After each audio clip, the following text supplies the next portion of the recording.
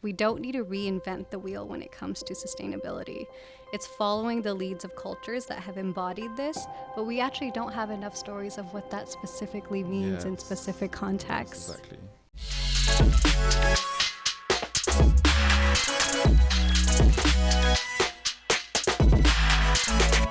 Tonight is about someone very special who I've learned a lot from personally.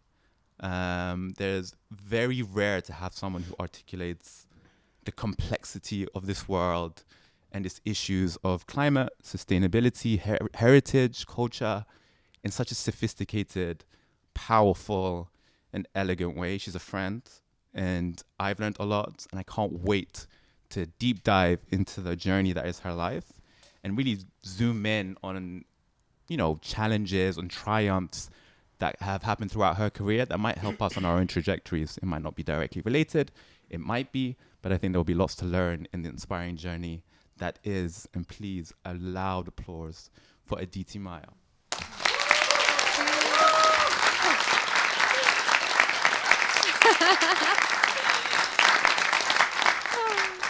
So we've been talking like a long time to like make this happen, and I'm glad we're finally here. I know, no pressure with that intro. Damn. God, you better live up to it now. But I would love to hear from your words how you would describe your work and what you do.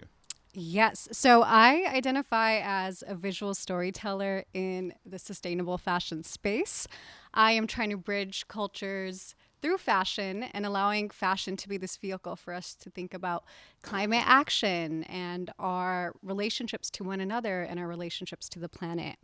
I guess in terms of specific titles, it spans everything from labor rights organizer in LA, photojournalist, content creator online, and yeah, someone just trying to operate in community, which is an interesting thing that I think we'll get into in this conversation today. How does someone fall into what you do? I mean, like, presumably you are in your mid-20s, growing up at like 17, 18, when we're kind of formulating ideas of what we want to be. How does someone like yourself from suburban California? So yeah, the cusp of LA and Orange County. How does someone from that part of California suddenly feel inspired to start tackling the world through fashion and sustainability? Yeah, so it started when I was 16, 17. This was the year I was going into my undergrad. And I wasn't someone that grew up with like a passion for fashion or even identified as an environmentalist, to be quite honest with you. But at this time, I wanted to study journalism. And I think when I look back, one theme that always rings true is making sense of the macro through the micro. And storytelling was that avenue. And at this time, I started thinking more and more about fashion. This was the era when Tumblr was really popular. So you had all these, badass brown girls online kind of proclaiming hyphenated identity and things like that. And then I learned about a factory collapse that had happened in Bangladesh, Rana Plaza, for those that might be familiar. And this was an earthquake in the industry. Basically, we had this like collective consciousness that, yeah, sweatshops are a thing, but you had this incident where you had an 8-story garment factory producing for some of the world's biggest names. And it was ordered to evacuate one day because structural cracks were found in the building. But there was so much pressure from upper management to have workers complete orders that they were called back into work. And when I learned about this, I just remember obviously like thinking about what it meant to have South Asia being this hotspot of labor exploitation, but also balancing that with such a rich textile history and culture. And the discourse at that time became buy our way into a new reality, conscious consumerism. I was going to school at UC Irvine, which is kind of in Newport Beach, like this super white, well-off neighborhood. And my first internship to just kind of get involved in the space was this brand that was employing like women coming from human trafficking in South Asia. And there was just so much discord in that space of like what a theory of change for liberation was going to look like. It was literally like buy these $150 pants to save the world. And so I started thinking more critically as someone who came from a low-income background of what does it actually mean to engage with sustainability. So I was being exposed to this lexicon of, again, conscious consumerism, vote with their dollar. But what does that mean for someone who comes from a household where your grandfather is the ultimate vanguard of sustainability because he's worn the same thing for the last 20 years, or this culture of passing things down. And so I would say that was a starting point of thinking critically about sustainability from a lens of privilege and going beyond conscious consumerism. Yes, it's important, but you can't liberate or buy your way into a new reality. And that's a pretty like radical way of thinking, because like traditionally we think, you know, there's this kind of assumption that being concerned about the climate is for a certain class of people. And but you're inherently telling me that within your kind of lower socio-income background, it was inherently part of the cultural fabric at home. Yeah. Can you go into like the mechanics of what did that actually look like at home? Like what were these cultural isms that made you really aware of how sustainability is at the core of your cultural context? Yeah. So the way I kind of define sustainability now is like truly rooting yourself in community and challenging disposability culture. It's something I say all the time. And I say that because at that point, I really started reflecting on my upbringing and what that instilled in terms of ideas of sustainability because of economic realities, but also cultural norms. So at this point, I was really lucky to have grown up with the presence of my grandparents. And I think about my grandfather, who came in his 80s, but took our very barren backyard and transformed that into this beautiful little orchard, working the land every day. I thought about my grandmother, who would take every little scrap and create crocheted quilts out of it, or just repair every little thing. And so coming from that sort of lineage of custodians of the land and artisans in a very holistic sense made me realize that sustainability was an unraveling of like ancestral identity in many ways. And I think the other thing is, this is when Instagram was quite new. So I'm contextualizing this. It's what, like 2014, 2015. So you kind of had this idea of the fashion influencer kind of burgeoning online.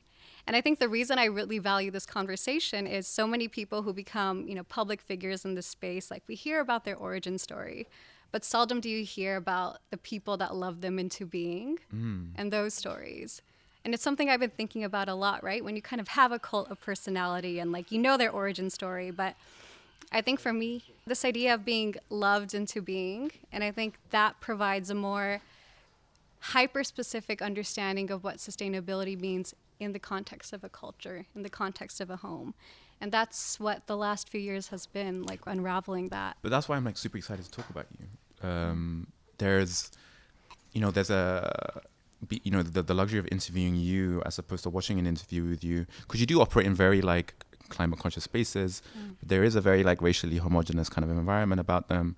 There aren't many people who look like us in that space, and as a result, I would say, generalizing, majority of the time you are being interviewed by like a middle-aged man or a woman who comes from like a European background.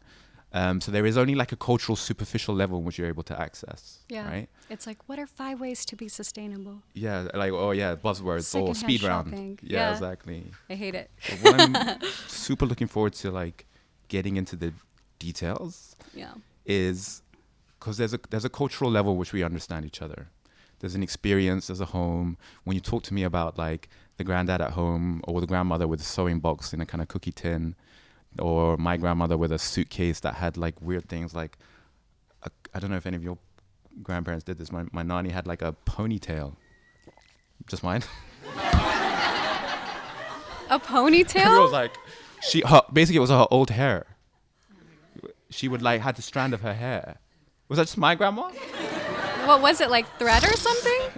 I'm not too sure what it was, but basically back in the day, I think they used to like keep lockets of hair as like remembrance of people. Istra's nodding her head. Did your grandma? My mom had one. There we are. Okay, someone else. Thank God. I was like, wow, great start. No, but what I mean by that is there are these cultural traditions in which we are able to resonate and relate with.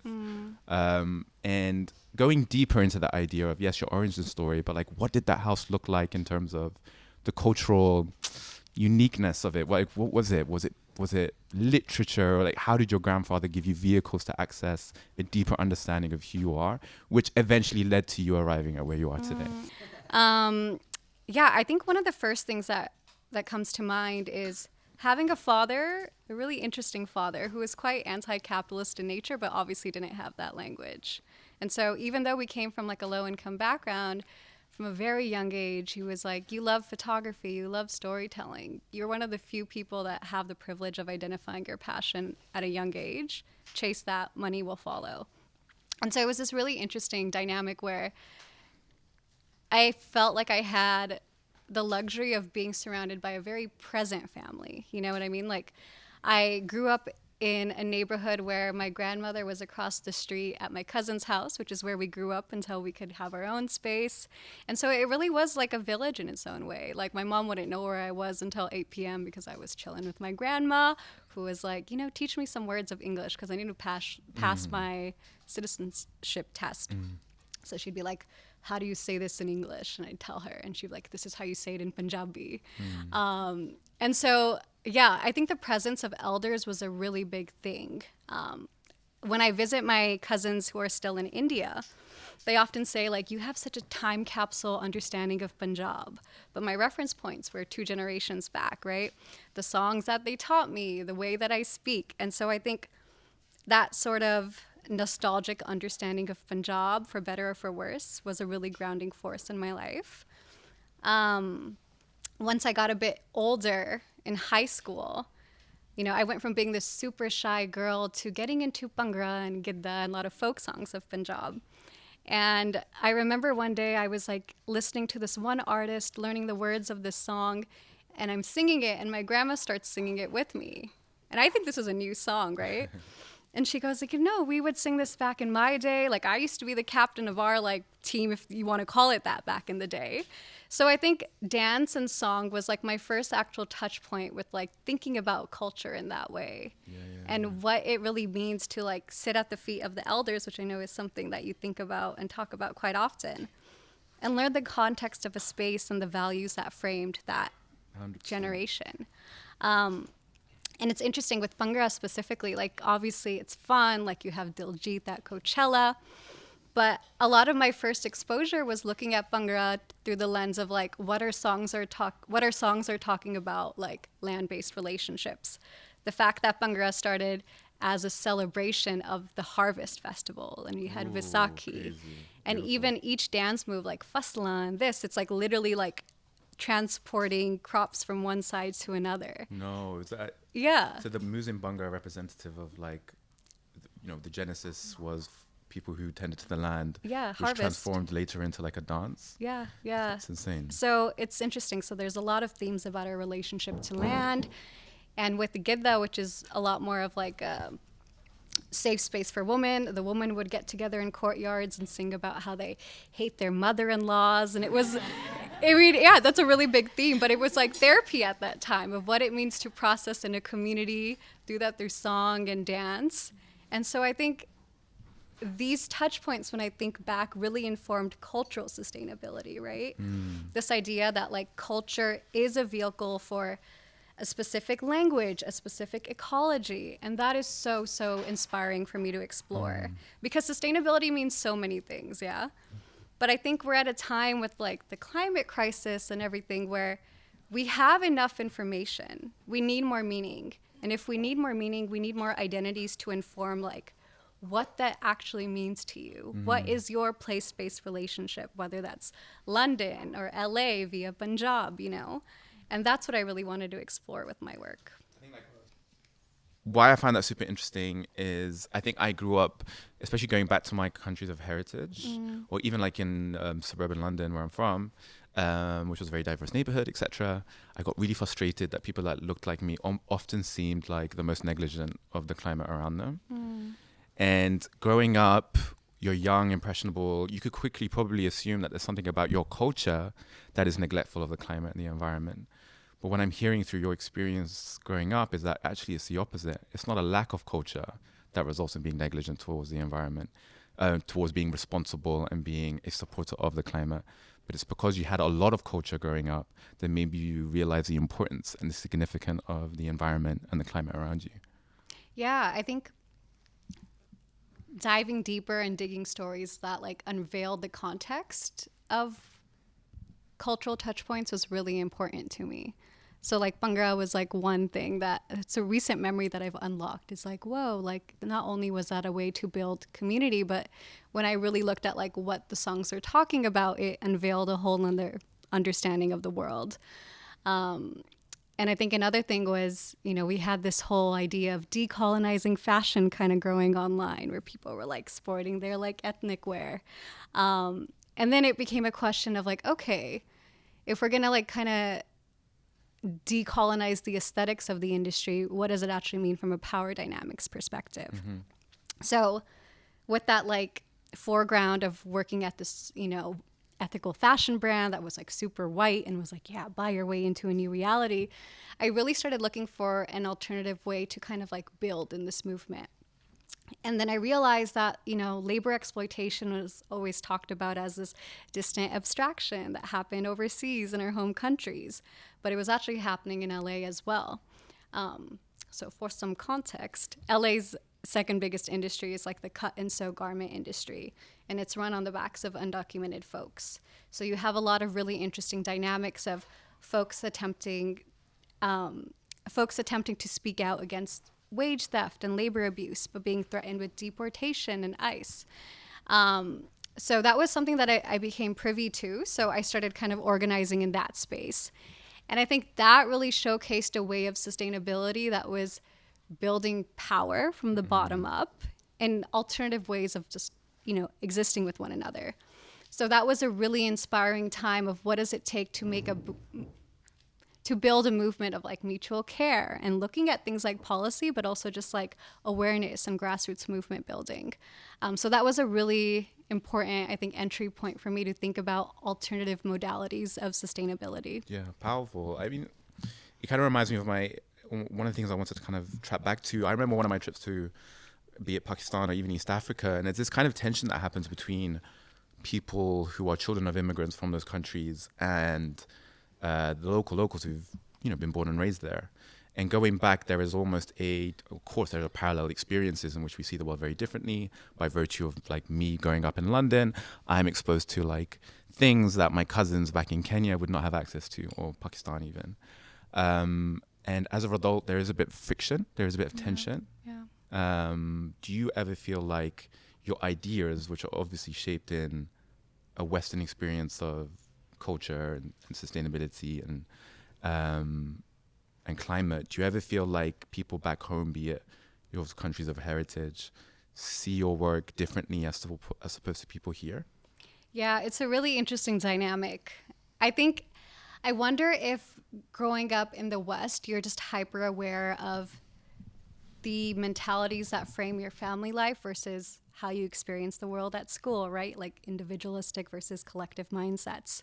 But it's interesting you mentioned that because I spent last year in India. It was with this project with National Geographic, but I was like, here is an opportunity for me to deepen my practice.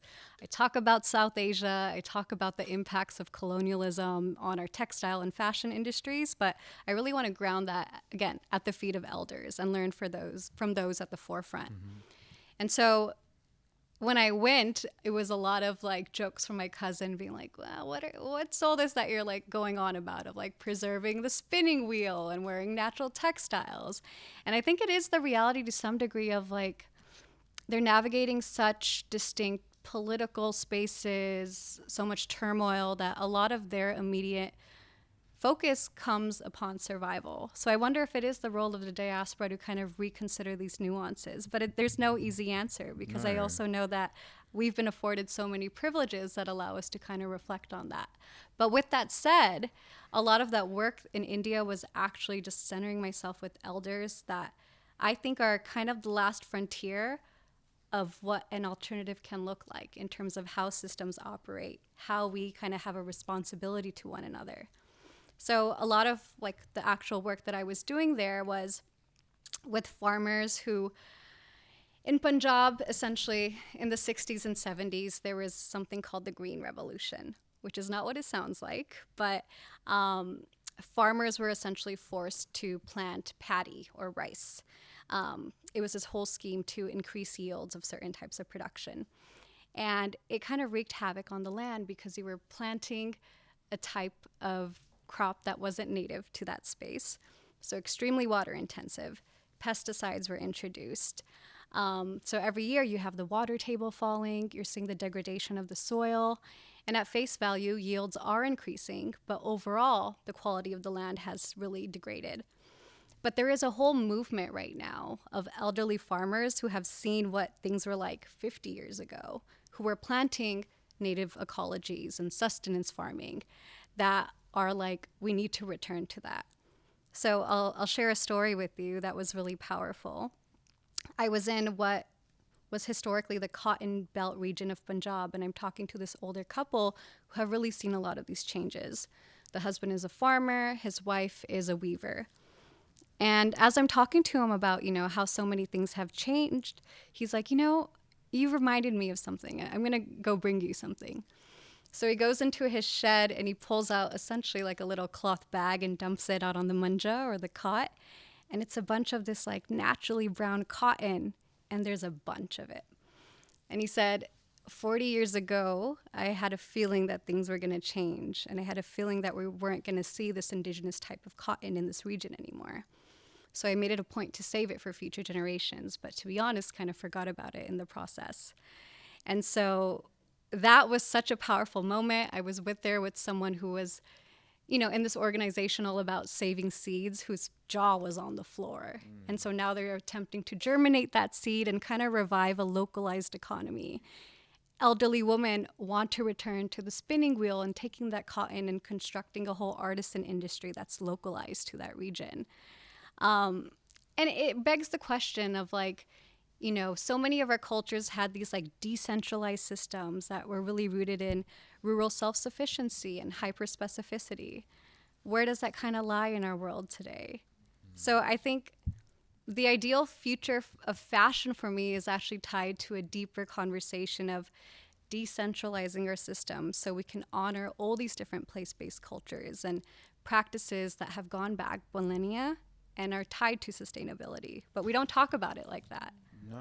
And I think part of me feels really inspired by that dream of decentralizing entirely and allowing people to go back to that hyper-specificity. But at the same time, I'm kind of the pessimist in me also is concerned about people living in a consumer society being inherently self-interested. And like when you talk about things about the climate, and because it pertains to all of us universally, equally, people, if you're going to be very sadist and pessimistic about the world, you could argue are self-interested. Yeah. Like, it's amazing to hear those stories about people who want to go back to these incredible traditions of weaving and sewing and tending to the land. But the other flip side of the coin, I'm also seeing a world that is determined by like exploitation and even, people like us doing it to their own people also. So how do you navigate this world of trying to inspire a more ethical and sustainable reclaiming of heritage and tradition, but at the same time live with the reality that, hey, look, we are in a capitalistic consumer society and we somehow have to balance the two and play the game at the same time? Yeah. I mean, in a nutshell, I think I've gotten very comfortable with being a walking, what's the word I'm looking for, oxymoron, and like really embracing the nuance that what it means to exist in the space that I do. So like in my work as like a sustainable fashion content creator online, oh my God, I think there are so many ethical dilemmas that underpin that sort of idea or that role. I'm someone that's out here, promoting less consumption or no consumption at all. But the way to monetize doing that in your work is working with brands that want you to push product. Sure, it's made of organic cotton, but there is a tension there. I think that's okay. I think. Well, how do you navigate that? And like get into the granular of that. Like, you talk a lot about, what I love about your work, you talk a lot about the importance of de-influencing. Yeah. The idea that this one person on social media can influence people to consume a certain product is inherently unsustainable, right? People have this, like a fashion blogger and promotes a certain brand or a certain kind of fashion behavior, which inherently leads to some of the deterioration of the climate as we speak of it. Yeah. But you also operate on social media. Yeah. You, by every means of the word, are a influencer, right? So at the same time, you are trying to debunk this system that has allowed or elevated your voice to be able to have access to these thousands of people, but you're also calling at the same time for it to be dismantled. Like, how do you navigate that oxymoron? Yeah. The first thing I think is I acknowledge that I am open to my theory of change evolving day to day. I think that's something that our generation needs to kind of get more comfortable with. We expect people, especially people online that are engaging with themes of social justice and sustainability, to have it all figured out. And we don't have a lot of grace for like figuring things out as you go. And I think it goes back to that tension of what it means to be an individual navigating an inherently corrupt system in many ways. It's kind of like a deeper ethical dilemma of a Ford fellow who hates the Ford Foundation or an Amazon worker who hates Amazon, right? Of finding like the deeper story of what are your day-to-day responsibilities in terms of navigating capitalism and your duties to family, but being a lot more candid about what those tensions are. I think we need more of that because it creates more grace in this movement. The way that I've kind of sort of navigated it is really embracing this idea of de-influencing as of late of, okay, if I'm working with brands, can we root that in education and alternative narratives? And also being really clear about the contracts that I enter in. Contracts in the most general sense of the word. Like, yes, this brand partnership is not going to save the world. It's not going to change the game when it comes to sustainability. But can this fund larger legacy work that is maybe not on social media that can really underpin those shifts?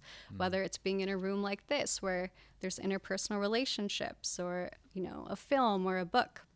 But I also don't want to take a dump on short form content or like the social media landscape. It is critical to our work today and visibility. I can criticize short form content for what it's done for our attention spans, but I could also have the nuance to say it allows me to really make a certain idea palatable for many. I can criticize the idea of echo chambers online, but I can also go ahead and say the internet has allowed me to find an amazing community of like-minded folks and not feel so isolated. So I think it's, really embracing that nuance. And there's this idea, I think Grace Lee Boggs had this quote, she's an amazing civil rights activist, that movements are made not from critical mass, but critical connections. And I think social media is this really interesting space where, yes, there's critical mass that underpins it, but it can be an avenue for critical connections if you don't let it be the end all be all. 100%. Yeah. Like definitely. And I definitely experienced that through my own work. But at the same time, being who I am, I try my best to like root everything I do in some sort of meaningfulness or purpose. And I feel like once you enter that realm, at the same time, simultaneously, you're putting a target on your back. Why? Because what happens is you are perceived as trying to create an ideal. You're trying to like be like, hey, this is how the world should operate, or this is how you should behave. And people within online space operate in different ways, right? And as a result of trying to attain or represent something of higher values, people who are, how do you describe it? There might be people who are a bit more insecure in their own, or just generally just quite negative in how they conduct themselves online, would feel very threatened or angry at your attempt to represent something of higher values. Do you ever feel like you operating in a space of climates, someone who's trying her best to kind of envision a world that is a better place, have inadvertently put your like a crosshair on your back where people are looking for you to put a step wrong so they can kind of debunk your work and what you do? Yeah. There is a lot of this. I think I have thick skin, but I also think my community is pretty nice online. Hot take. This is rare, I suppose. I wonder if it's the way that I do, again, Trojan horse. At face value, if you're like scrolling through my feed, you're like, fashion, yeah. But, maybe if you dig a bit deeper, you can like see the discourse on other things. I mean, there's always going to be folks that are like, oh, yeah, you're talking about disposability culture, but that's the whole edifice of capitalism. And it's like, yeah, it is, and we can talk about that. But I just think there's a space you have to kind of be comfortable with is certain keyboard warriors, you can't change their mind. And I'm more interested in folks in that in between and folks IRL, to be quite honest with you. Because fashion, I imagine, is even worse. Fashion, Is like it? when you think about consumer society, and correct me if I'm wrong, but like when we think about consumerism, my first thought is like fashion, Yeah. right? It's not like home interiors or whatever. Yeah. When I think about the brands being called out, it's all like Shane and all these big fashion for brands are sure. the ones that are like being attacked. So like for me, climate and fashion almost seems like antithetical to each other, and like a very hostile environment to be walking in. Yeah, no, you're right. But I think it's that much more important to exist in that space as a result, right? Again, the biggest propagator of fast fashion, you could argue, has been social media and the influencer. Everyday new outfits, really creating this like aspirational idea behind waste and excess. And so I think that's why I'm so drawn to that space, to subvert it in many ways and provide an alternative. Because I think we talk about representation and this and that, but I also think we need possibility models of what it means to exist in these systems while like actively subverting them in our own way. And I think social media at its core, it's a tool, yeah? And how you use it and the narratives you choose to kind of promote are really important to consider.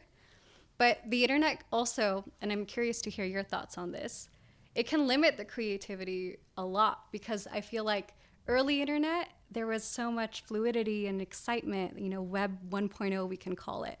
But now people are kind of operating in very hyper specific formulas of what it means to be a creator. You go to this city, you take an outfit in this sort of spot. And that's something I'm also trying to like deprogram and challenge, is like, can my work as a storyteller grow because of social media? If I make it an active experiment to be like, this is the programming and the expectation that I have to create, how do I subvert that? So it's about fashion, but it's also about storytelling in the most holistic sense. 100%. I think like, absolutely. For me, like, I started getting called a storyteller, when you're speaking at panels and stuff. And at first it made me feel very uncomfortable, but I guess in essence, it's like, it's what you do, right? You are narrating an experience, which inadvertently makes you a storyteller. And I kind of felt that like, I was never really, when people talk about video, they ask me about the mechanics of how you do this. Like, wow, like it looks great. Like, how did you study at a film school? Blah, blah, blah. I keep telling people I'm actually, to be honest with you, I was always passionate about the people. The vehicle was irrelevant to me. If video wasn't trending right now through tech companies like Instagram and TikTok and like YouTube, I would have found another vehicle. And like, it was about the process, the creative process, which I found really inspiring. Yeah. Instagram dies tomorrow. And there's another metaverse augmented reality experience. I would be on that because it's the medium of the day in which I want to tell the story. So I'm not beholden on the vehicle per se, but my creativity is formed by the formats which I can access the people. Yeah. And that's what I'm passionate about, right? When someone tells me, like, someone asked me the other day, what do you most love about the work that you do, or how people respond to the work that you do? And someone said to me, and I said to that person, when someone feels like I've articulated an experience of theirs in which they couldn't before. And that for me is like gold. Yeah. And that's what I'm passionate about. And that's what, like, I don't care the vehicle in which I get to do that in, whether video or other new futuristic forms of storytelling. But what we need to be as creatives in this space is not beholden on the vehicle, but the story. Yeah. And I feel like you being very open to like short form and Instagram and using that vehicle, because that's where the people are. Yeah. And like, if you want to have access to them, you need to play that. You need to play that game. And when I think about like so many of like the issues of this moment, it goes back into a crisis of storytelling and the stories we tell ourselves as a culture. So again, fashion right now is underpinned by disposability, excess, pain, violence of a system. But fashion can also underpin symbiotic relationships with land, wanting to know more about the artisans and that process, and like connecting yourself to what has become an extremely alienating supply chain. Yeah. So I think it's all about considering the larger questions of, what our culture promotes and how storytellers can kind of. I want to zoom on this personally, selfishly, forgive me, but like, how do you do that? The mechanics of storytelling in that context. Ooh. We're talking about, and correct me if I'm wrong, I am a layman in this space, which is why I value your work so much. But like, there's an assumption that there's a disconnect between how we consume, because we are disconnected to the humans that make the products that we have. Yeah. Somehow we stop seeing them as humans, as opposed to these clogs that are creating this perfectly packaged and pressed shirts. And because there's a disconnect between the producer and the package that we buy, there's very little human kind of relatability between the two. So I'm assuming also that's a perfect grounds to storytell. But how do you, as a fashion storyteller, orientating around the climate and sustainability, how do you craft a story that gets people who would have been previously alienated from these producers to make them feel emotionally invested in these communities? Yeah, I mean, there's no one size fits all approach, but I can give you a few examples. I think one thing is we have very binary thinking in our world today of like, what's the most sustainable fabric out there? That's like a very common question you'll be asked. And it's like, instead of asking what's the most sustainable fabric out there, can we look at a local space and be like, what grows in this region? And is there a rooted history about this sort of, fiber? Maybe it's flax, maybe it's cotton. What's the history of that? It goes into empire, it goes into colonialism, it goes into a woman that's trying to reclaim a certain craft. I think that's the approach, is like there's this macro story that we can tell about systems and colonialism, but there's also a very intimate, emotionally rooted, spiritual understanding that people have with land. And so I think that's the space that I operate in. I also love showcasing the process of like how intensive it is to create these garments, right? So that's another space it exists in. And then also how we kind of fashion ourselves in terms of personal style. I think that's actually a lost art, is we have so many mannequins and marketing campaigns to tell you like what's in right now, but really fashioning a personal style is such an intimate act, and that's something I love talking about. So I think those are the major themes that kind of frame this work, but there's so many ways to do it. I mean, and I'm sure you don't mind me sharing, but me and Aditi were hanging out the other day, and there was not a conflict, but we were kind of talking about how our different approaches to it. Whereas she's very like Virgo energy, very organized. Even the approach to this conversation, she was like, yo, do you have like a manifesto and agenda? And I was like, yeah, it looks like this. But me, I'm a bit more spirited, and it's a bit more kind of felt, and like we just kind of go off the vibe and the energy. Yeah. And that kind of leveraged into the conversation about storytelling, and the approach is the same. For me, it's like my ideal situation is I turn up in a context and an environment, feel the energy, what's the conversations, blah, blah, blah. And it works. And Aditi, similarly, it works equally, but it's a lot more shaped, it's a lot more formulated, you learn a lot more because it's a lot more organized in terms of information. But my argument against that is where we kind of had conflict, was we're trying to get people to emotionally invest in these humans. And storytelling, yes, information is key and precedent, but how do we get them to emotively feel like these are people that I can relate and care about? Yeah. The grandmother weaving.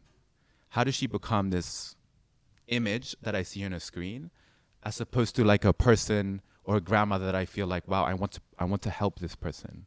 This person is part of my global community that I feel emotionally invested in. And is information enough in that context to compellingly tell a story that might inspire others to feel like, hey, like this is worth saving? And that's where I struggle with, this is not an answer by any means, but actually like an invitation for people to continue the discussion. Like, I have no idea, and I don't till this day. And I continually, as I make videos, you chisel and you learn, you make mistakes, and you be like, oh, this could have been better. But there is a what I'm finding within my own like medium of storytelling is a tension or a conflict or a barrier between the balance between emotions and information. And for example, I was to share a story where I did Uzbekistan. I was in Uzbekistan, and the whole idea behind that, we did this Topi project, and the idea was textiles could be a vehicle in which people connected with a people they had no idea about. And this is before people were talking about the Uyghur community, which is a oppressed and marginalized community in East Turkestan. But now there's a lot of common knowledge about it, which is amazing. But back then, people had very little reference for it. And what I realized is that the Uyghur people had very little luxury of having their story told. So how can you expect a global community of people to emotionally invest in these people, or to give their money, or to give their support, or if there hasn't been poetry, if there hasn't been stories, if there hasn't been imagery that shows these people in a light in which other people can relate to? And I see the same variables in like the fashion space. It's like, when we talk about these elders who are cultivating the land, and we talk about producers of like textiles and traditional cottons, there's so much like information out there that people have become emotionally apathetic. And how do we cut that? How do we cut through that and start making people feel like emotionally invested in these spaces again? Yeah. I mean, it's hard because we have our approaches, but I also don't know what the silver bullet solution is. I don't think there is one. There's a lot of talks in the climate space right now of like, how do you galvanize folks from like ambition to action? I just came from a conference. That was the tagline, ambition to action. I think there is a really interesting conversation right now of like higher frequency emotions like love, community, like those are the avenues to go through. But I also wonder, like, is there a subset of the population that is driven by guilt and fear? I don't know, you know. But I think that goes back into this idea of why we need more diversity of storytellings, you know, storytellers, not just because that's the right politically correct thing to do, but I don't know what the touch point is going to be for someone to start caring about this. But I think for me, South Asian identity has become such a powerful vehicle to express that in a way that's relevant to me. And I think that's another dimension of it. As storytellers, we're always kind of reflecting on, like, you know, how to make that impact beyond yourself. But as a creative, as a sensitive creative, I also have to think about what feeds me and what that story is. And I'm very happy in this space. And I think it's selfish in many ways, but I want to learn from those elders. I want to go back to the motherland. And I think that in and of itself is really important to consider in this work. Massively. Like, Personal sustainability, yeah? And like, I think that's an amazing point to just kind of like drill home. Thank you for sharing that. But like, people talk so much about like authenticity of the creator and what makes you successful. And I think that's the beginning. It's like there has to be like a sincere, compassionate, like attachment to the cause, where you would be doing it whether or not there was a career clout associated with it in general. And it's evident in your work. The reason that it's able to like resonate with people is because they feel the sincerity in that process as well. Have there been, and I'm key to kind of go a couple steps back, and yes, I do love talking about elders, and I think what I loved about having the Sudani elders here is that kind of just gave the space a kind of blessing almost. And I feel, and I'm sorry to the Gen Zs in the audience, who I love, and yes, they will save the world for sure. But what's ironic, feeling a bit of tension here, am I right? But what I love about the conversation is that Gen Z should definitely have like vested interest in climate, because the world that they're inheriting, it will be theirs, and they should have a say in how it operates. But I also grew up in a cultural framework where you sat at the feet of your elders. And it wasn't until you did time in this cultural framework that you earned the right to have a voice in issues that pertain to the community. So at one level, I feel like, yes, power to young people, but like under 25, like I got told like I'm like in my 30s and still like barely get a word into my family. But like there was a rites of passage that you had. And for me, spiritually, I feel like there's an importance in that. And what do I mean by that? For example, it reminds me of this. You've seen 300? Sparta, Leonidas, half naked. Yeah, when I mention half naked men, I'm like, oh yes, of course. This is Sparta? That one? Yes, that one. Yeah. And there's a scene in Sparta where Leonidas, have I said the story before? No, I haven't. Cool, thank God. So there's a scene in 300 where the young Leonidas, prince of Sparta, goes out into the wilderness. He's sent to the wilderness. And he is only accepted by the community if he makes it back alive. It's the wild. There are wolves. There are dangerous things that could kill him, but they're almost formative to who he needs to be deemed as king of Sparta. He makes it back, and it's only then Sparta sees him as the king. And the metaphor of the rite of passage is that as young people, we need to do the time. We need to learn through the experiences of people who are older than us that have gone through it, sit at their feet, because that time is so formative for our learning process. And I feel like a lot of us, and I include myself in this process also, we like to run with the idea that we have all the solutions to the world without actually doing the time to sit with the people who have lived in it 3 times longer than us and hear that maybe the solutions have already been tried. And instead of inheriting what's already been done, we try and recreate the wheel, and we've wasted a whole generation of learning as a part of that. So my question to you is, in issues of climate and the future and young people, do elders play a role in that process? Yeah, I mean, it's interesting. In the climate space, you see a hyperfixation on youth. In the fashion space, you see an obsession of youth. You know, it makes something a metric of relevance and it's sexier when they're younger. And it's something I see in my space as well. I'm like, what? I'm going to be 27. Am I going to be irrelevant soon? Like, you know? Wow, no chance. But I think with the foreground of like me attempting to deepen my practice, going to India, doing that work, what I think we need to really strike a balance of is like, yeah, intergenerational movement building, because the youth, they have the vitality. They have a very apt understanding of the failure of our systems because we're living among so many crises of our time, right? So I don't think it's about undermining the aptness of like the youth that we have today. They have so much access to information, but I think rooting this movement in the elders in terms of their wisdom and their experiences is so important, because we create this dynamic where we assume we're the first to navigate these things, and I think that's what's really hard to see. Have there been any elders in your life in which you are very attached to in your kind of learning process? Yeah. So I mean, to the point on storytelling, when I was 19, so again, quite early in this work, new online, trying to like understand what my work in this space was going to look like. I was on Tumblr yet again. And I come across this beautiful black and white photo of this woman in a sari leaning like this on a newsroom desk. And the caption said Mohinjit, her name, fashion designer and journalist in the New York Times newsroom in the 1960s. Immediately, I'm like simping over this woman. I'm like, who are you? Google her, don't really find anything at all. Go on Facebook, and I find a Facebook profile with that same photo, and I add it. And I'm like, hi, you don't know me, but I'd love to know more about your story, as someone who was studying journalism and was, developing this acute interest in fashion. Obviously, never hear back. Fast forward 6 months, get a scholarship to study abroad in Italy. I go, 3-month program.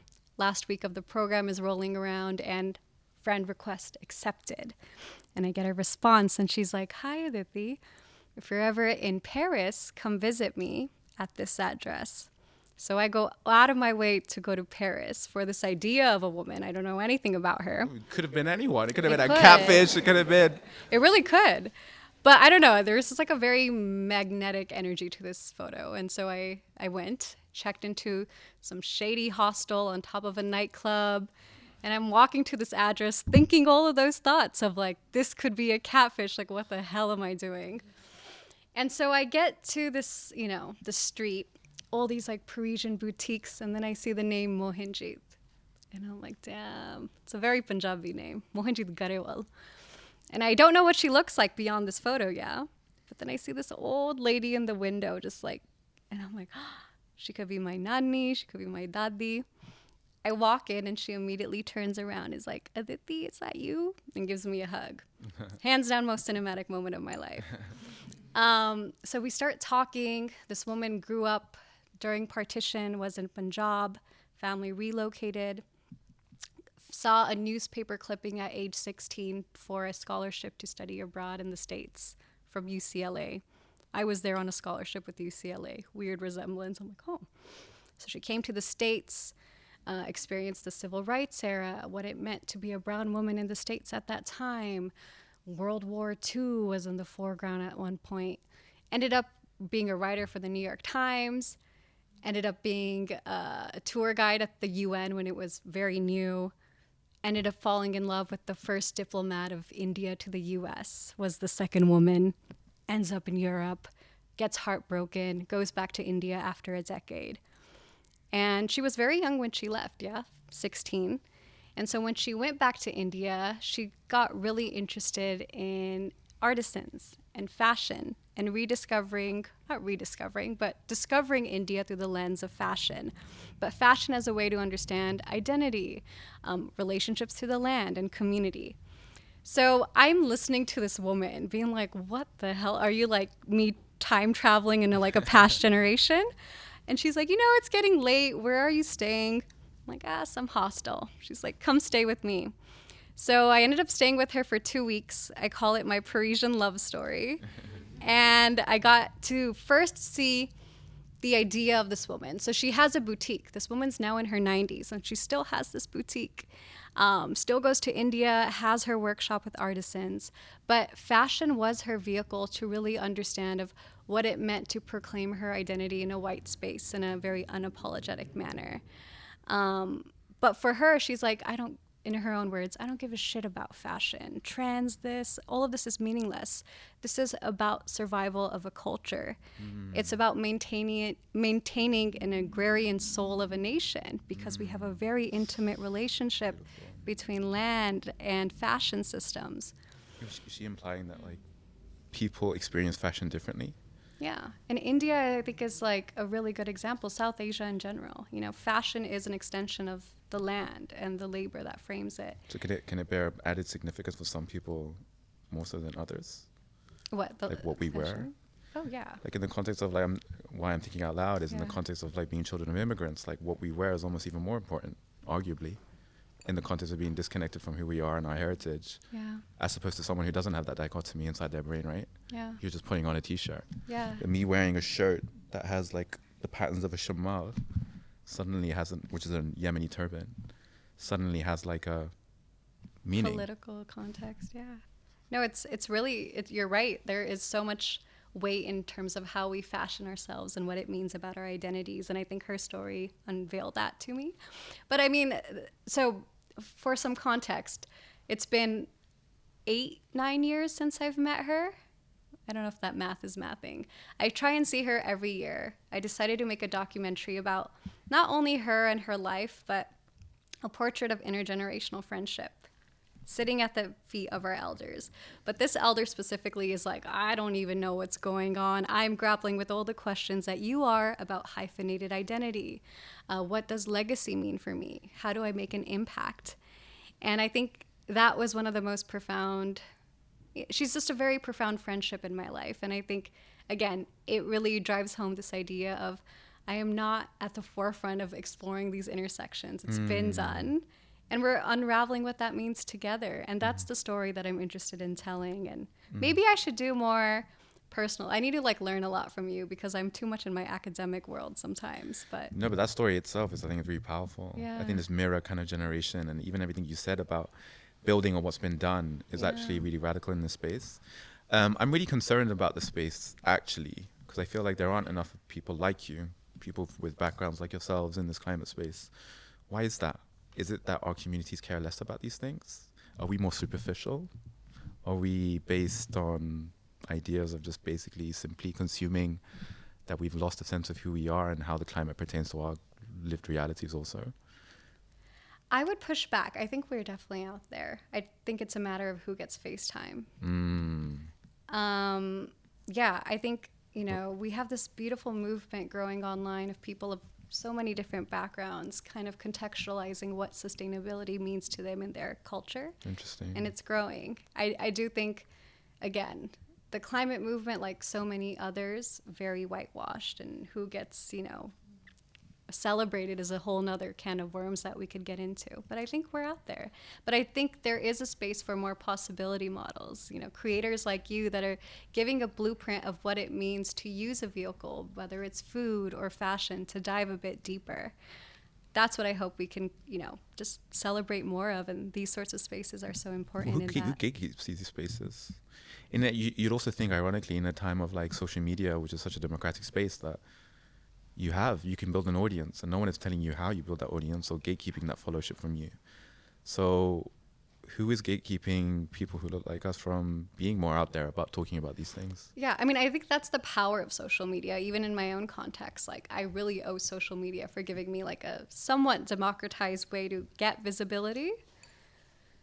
But I guess it's like, what do we consider validation of our work? Is it being featured in major publications? Is it like given that stage at some platform or some conference? Like, they're out there, Nadir. I truly, truly believe this. But I do think like we grow in confidence when we see other folks doing this in community. I don't know if that answers your question. But No, it does. I'm also really curious about how you feel when you are on these panels. yeah. Do you feel like there's a weight of a community on your shoulders as one of the few examples of people who are publicly speaking about it? Yes and no.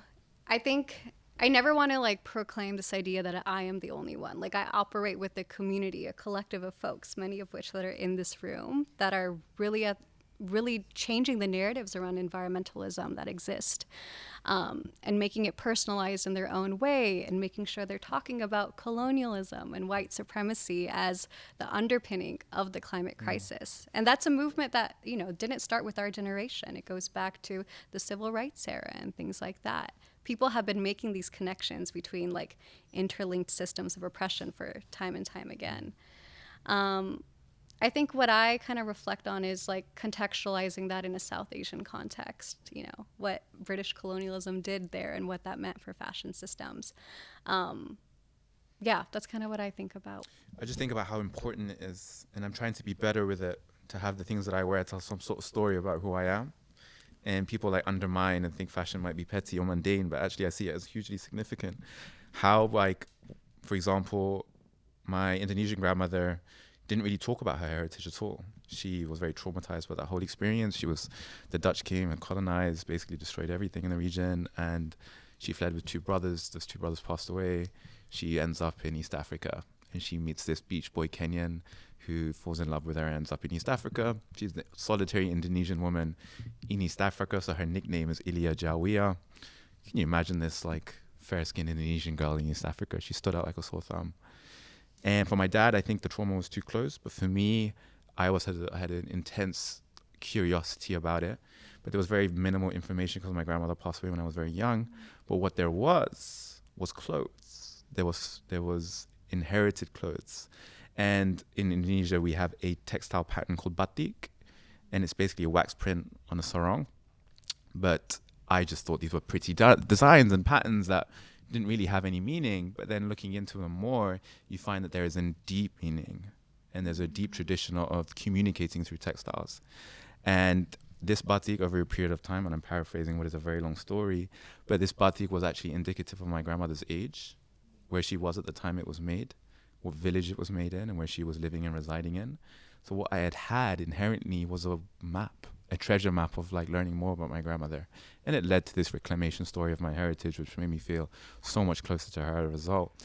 And then I'm thinking today, with the clothes that I used to wear, my grandkids are probably gonna have to like deal with my stuff after I'm not here anymore. But what waypoints do they have to who I am?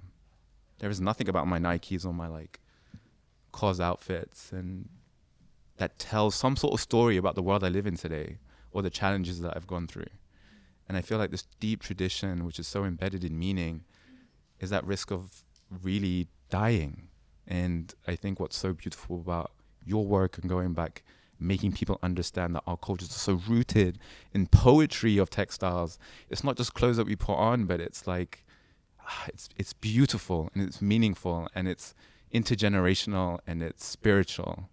And I think once we understand these things, we really get a better emotional understanding of how important these things are. It's not just clothes, it's not just sustainability. I think for people from our backgrounds, it's everything. It's heritage kind of being distilled in these cloth, this fabric that you can touch. But I'm sure you witness this in India, where are some of these traditions still alive and kicking, and are they still important to people? And is there some sort of renaissance of like making it more accessible to people around the world? Yeah, I'm seeing this in Punjab specifically. There is, again, a crop of elders that are really talking a lot about intergenerational knowledge transfer and what that means when a culture hangs in the balance.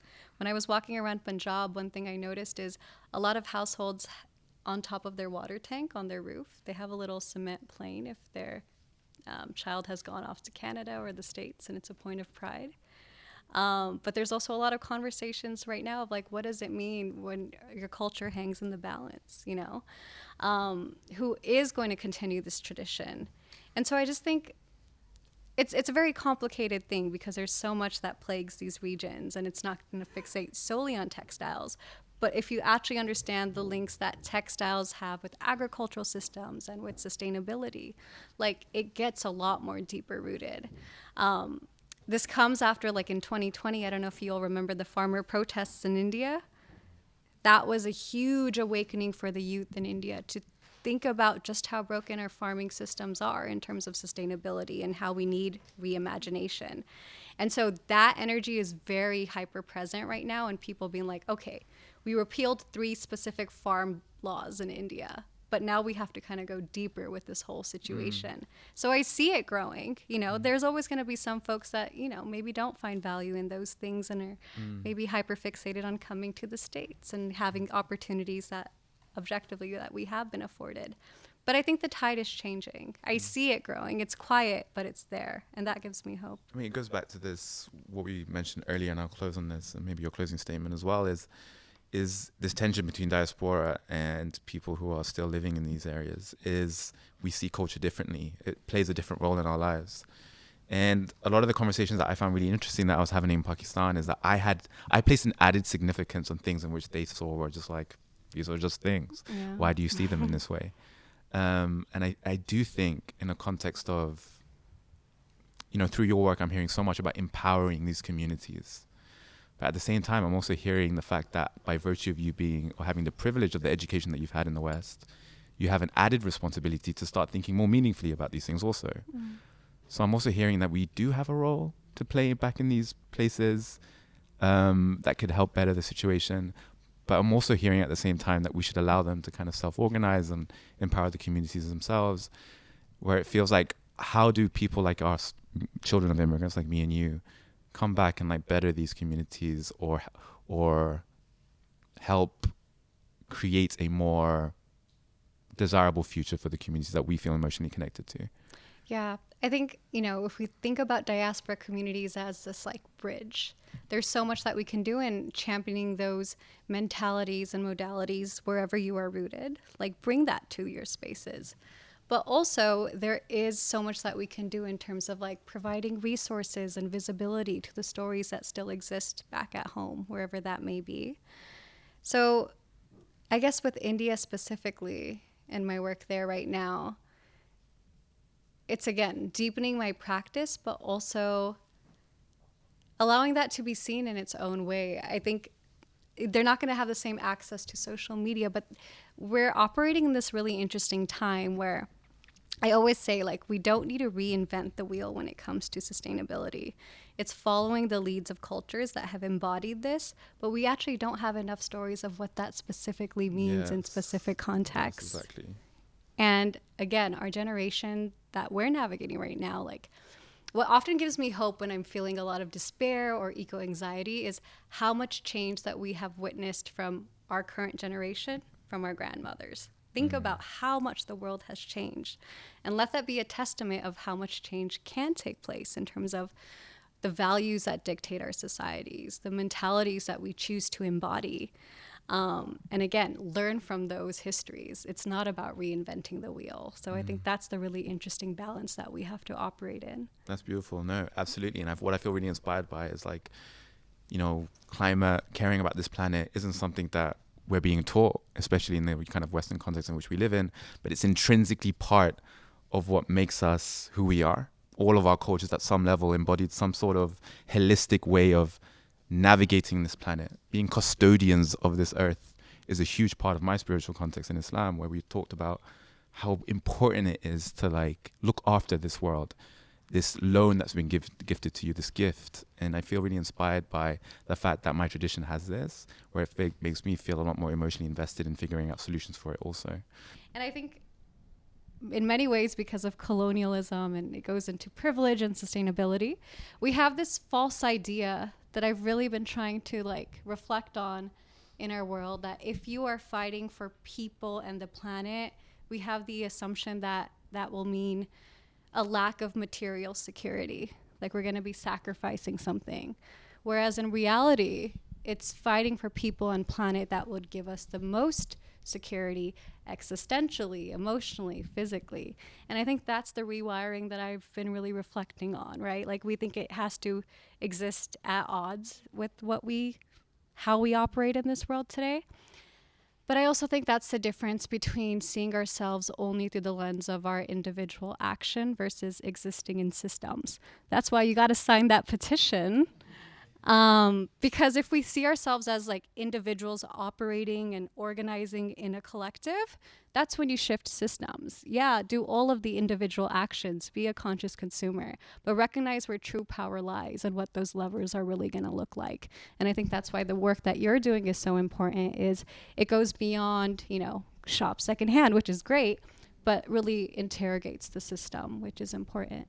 You're right. If we do eradicate the beast that is fast fashion, the world is not going to look like it looks like currently.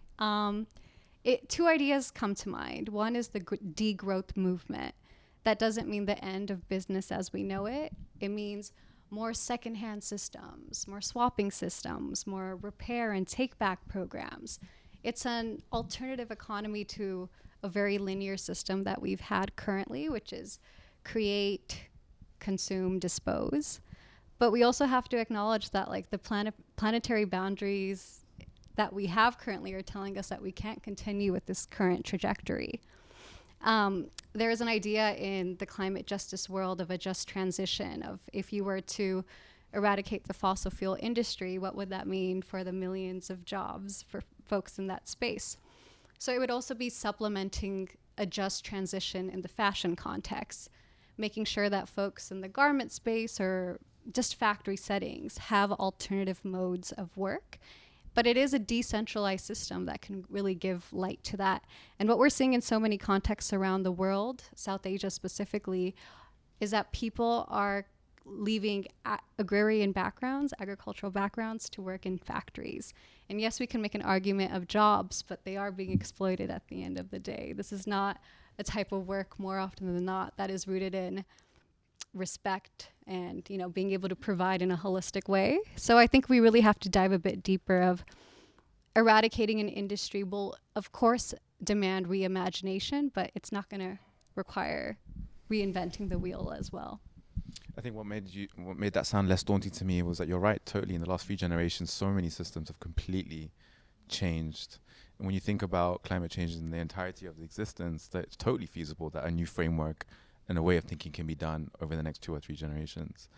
I think I traditionally just felt like it would take so long for this to work and for this to happen, but we have to think about it in terms of steps, and it will get there eventually.